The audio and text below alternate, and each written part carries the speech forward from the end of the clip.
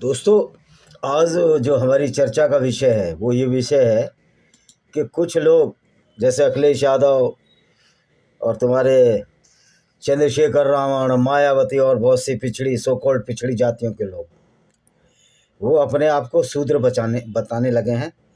नई परिभाषा कर दी है, हम शूद्र हैं। और एक ऐसी जाति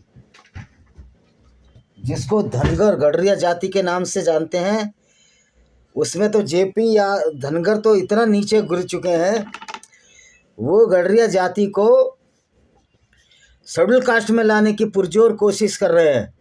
जबकि ये जाति वो है जिसने जिस सामाजिक संरचना में देवी अहिल्याबाई होलकर पैदा हुई, यानी कि गडरिया जाति या पाल जाति। और मज़े की बात है कि पाल जाति का एक ग्रुप, जैसे कि हम नीखर हैं, हम ओबीसी में आते हैं, सो कॉल्ड ओबीसी में। वैसे तो मैं जब नौकरी में आया तो जनरल में था, हमारे बच्चे भी जनरल में हैं क्योंकि वो ऑफिसर के बच्चे हो गए। हमको रिजर्वेशन की ज़रूरत ही नहीं, हमें बैसाखी नहीं चाहिए। No need any handicapped lathi for to determine our services in government post. We have not we are very capable people. We are not the downtrodden people. लेकिन खैर ये तो ही बात। अब ये जो चंद्रशेखर रावण, मायावती, अखिलेश यादव भी कह रहे हम तो सारे शूद्र हैं, और बहुत सारे बुद्धिजीवी जो सो कॉल्ड उदितराज बनते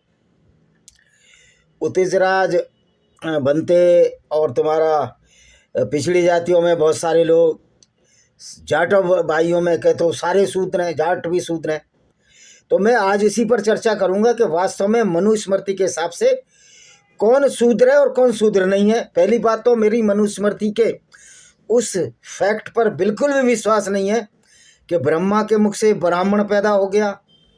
कोई ब्रह्मा के मुख में बच्चेदानी थी क्या? ब्रह्मा के मुख में क्या फैलोपियन ट्यूब थी क्या? क्षत्रिय भुजाओं से पैदा हो गए? ये सब मूर्खतापूर्ण बात है। इस सत्य पर हम गौर नहीं करेंगे। आज हम ये बताएंगे कि अखिलेश यादव, मनुस्मृति, रावण, इन्होंने न मनुस्मृति ये ABCD नहीं जानते, और OBC जो अन्य पिछड़ा वर्ग संवैधानिक रूप से जिनको पिछड़ा बनाया गया है, उसकी कोई भी जाति शूद्र में नहीं आती है। तो दोस्तों आज इसी पर चर्चा करते हैं। आज मनुस्मृति का, हालांकि मैंने बहुत सारे एपिसोड डाले हैं जहां मनुस्मृति गलत है, मैंने उसको गलत कहा है, लेकिन चंद्रशेखर रावण और मायावती, अखिलेश यादव और